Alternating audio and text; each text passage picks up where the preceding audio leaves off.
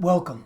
8 ways to be supportive of your partner during these times of stress, anxiety, and pain. Now, are there more than 8 ways? Absolutely there are. There are plenty more than 8 ways. However, these 8 ways that I'm going to share with you today can be helpful in supporting your partner. But here's a trick. Here's the thing. We are relational beings. We are in relationship with something at all times. It's not a question of whether we're in relationship. It is a question of what is the quality of the relationship that we are in. With ourselves, with others, ideas, objects, people, the past, the present, the future. When we practice these 8 ways that I am going to share with you in a moment to be supportive of our partners, we are actually evolving our own soul's journey. We are actually growing ourselves. We are becoming better human beings. We are gaining insight into who we are, into our pain points, into what we require in order to grow and be the most fullest, grandest version of ourselves. So, know that these are really going to help you as an individual. They are going to help you grow. They are going to help you expand your horizons, help you understand who you are.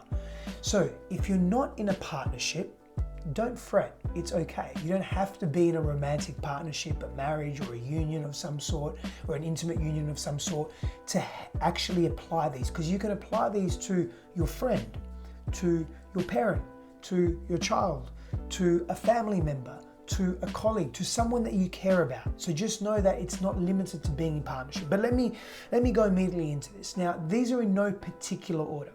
So the first one, be compassionate. Offer non-judgmental support, unconditional support.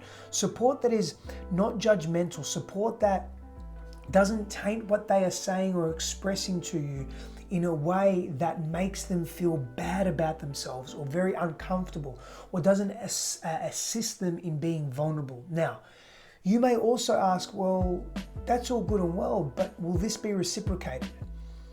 The answer is this. If you're with healthy people, if you surround yourself with healthy people, generally what you give, you get back in some capacity. It's reciprocated, it's mirrored.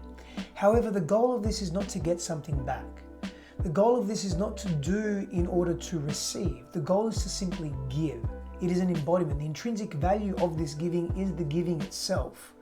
And know that when you give from this place and you give to the people that you care about, and people care about you, so you have very healthy boundaries with respect to who you allow in your life and the quality of the relationship and the person, it's guaranteed that you will receive in various ways, but that's not the focal point.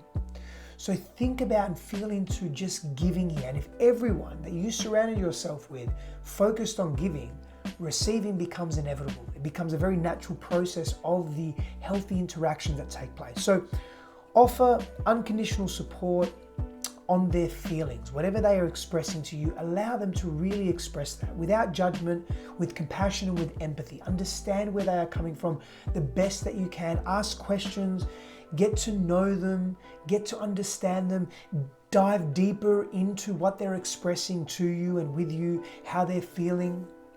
Reiterate that, confirm it, but I'll go into communication in a moment.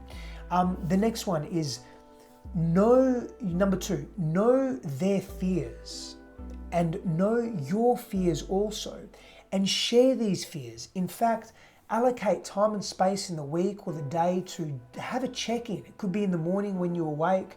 It could be in the evening after dinner, just to check in and say, hey, how are you feeling? Any fears come up today? Here are some that came up for me. Would you like to share something as well? So sharing first can entice them or help them feel safer in their vulnerability. This all moves towards helping others feel safe. Support really translates to helping others feel safe. And so speak to your fears, don't harbor them inside. And also, if you need to do some processing on your own first, either do some journaling, do some emotional release work before you bring your fears that are maybe overloaded with emotion to the dynamic or to the conversation. Work with your counselor, your shaman, your therapist. a support group of your own before you also bring that to your partner, because that's really, really important. So the next one, number 3, is understand each other's goals and dreams. Understand each other's aspirations. Know each other's aspirations and ambitions. In times like that we are facing now, it is imperative that you understand each other, that you know what each other are actually excited about. In times of uncertainty and despondency and fear and difficulty and all this challenge that we are experiencing, it is a beautiful thing to have intelligent hope around dreams, around ambitions, around what drives us, what inspires us, and bring that as a focal point in our relationship and in our lives. Because when we do that, we're choosing to focus what we pay our attention to. Where attention goes, energy flows. So if we want to choose to pay attention to what inspires us, what our ambitions are, we can then act in accordance with that vision on a day-to-day basis. And that is living in and on purpose. And we can support each other in that, because that's really important. The next one, number 4, is knowing their attachment styles and know yours. So in times of pressure, what generally happens is old coping strategies come to the surface. They come to the surface of our relationships and the way we express and communicate and understand the world and understand ourselves. And in this case, attachment styles can be important. There are other forms of understanding our personality structures and so forth. Attachment styles is just one. So what does that mean? If you are with someone who has an avoidant attachment style, in other words, when they're experiencing challenge and difficulty, they almost want to run away, bury their head in the sand, avoid it, not confront it, not be with it, not deal with it, then you know that if they do that, you know not to get offended. You know that that's their attachment style coming through. You know that if you give them some space and let them know that you are here for them, that everything is okay, be reassuring in your language and in your posturing and in your affection, that they will come to you soon and they will be able to express at a deeper level soon. If maybe their attachment style is insecure, where they become clingy and needy and they panic a great deal, you know how to reassure them without judgment. You know how to be there for them without judgment and without shaming them for who they're being. Now also, attachment styles generally in relationship will come together in a complementary wounded way per se. So you know that whatever your partner's attachment style is, yours could be similar or it could be the opposite and you complement each other. But whatever it is, you get to dig deep into yours as well and then set healthy parameters around that. So if your partner's avoidant and you are very insecure, you know that too much space is not going to be good for you.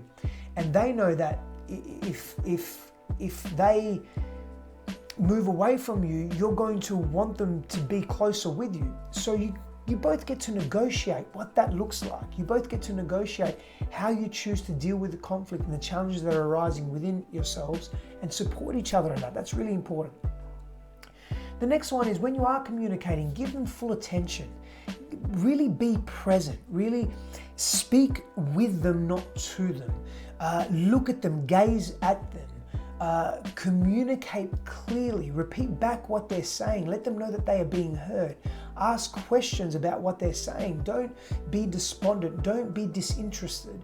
Really be present and commit to the communication if you're going to be there. That's really, really important. Number 6, be affectionate. Be physically affectionate, emotionally affectionate, intellectually affectionate. Converse about anything and everything. Share common discussions about what's happening in the world, not so much in a focus on a negative way, but what's happening in your lives, what you're, again, excited about, what you're grateful for. Just be affectionate with each other. And physically intimate, sexually intimate is also very important. Be sure not to let that fall away during these times of uncertainty. That bonding and that connection, that closeness is very important.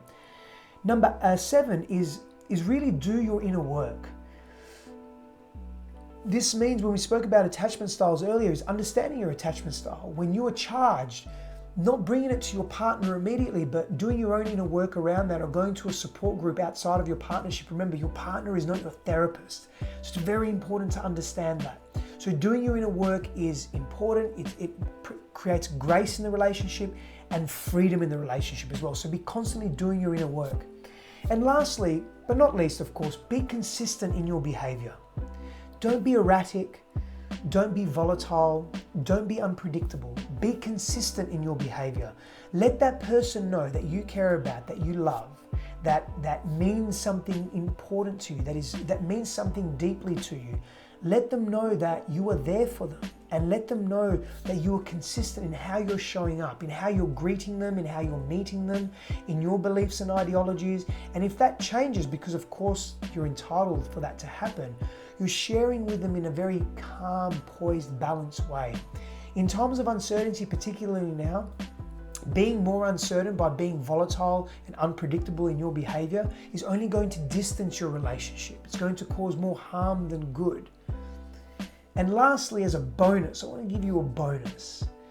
And that bonus is know your core energetic. Know your core expression and learn to balance that masculine, feminine energetic within you. That's an important part of that polarity dynamic. It's an important part of how you relate to each other intimately, sexually, how you relate to each other emotionally. And so know that, go deep into that, understand that. There are many, many videos that I've done on this subject matter. You can find many, of course, on the World Wide Web. But importantly, go into that core energetic and balance it. An example of that could be this.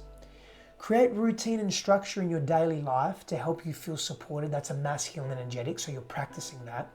Also practice active listening and compassion. That's a feminine energetic. And practice that with yourself, the way you speak to yourself, negative self-talk or positive self-talk, or unhealthy, healthy self-talk, or desirable and undesirable self-talk.